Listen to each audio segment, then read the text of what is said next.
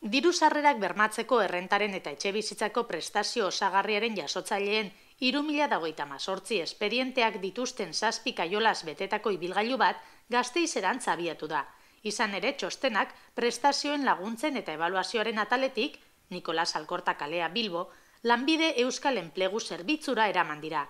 Zerbitzu hori Eusko Jaurlaritzako gizarte gaietako sailari atxikita dago. Gizarte ekintzako foru diputatu Pilar Ardanzak sinatu du agiri hauen irteera eta esan du dagoeneko Aldundian ez dela geratzen paper bakar bat ere, eta izapide honekin amaitutzat ematen dutela informazioa eta datuak transferitzeko prozesua.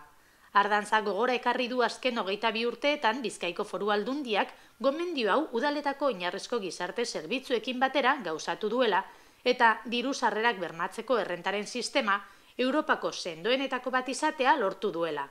Gizarteratzeko eta diru sarrerak bermatzeko euskal sistema Eusko Jaurlaritzako administrazio orokorraren eskumen esklusiboa da. Aldundiak ez du zerikusirik arautegiaren aldaketarekin, ez da prestazioak eskuratzeko baldintzak gogortzearekin ere.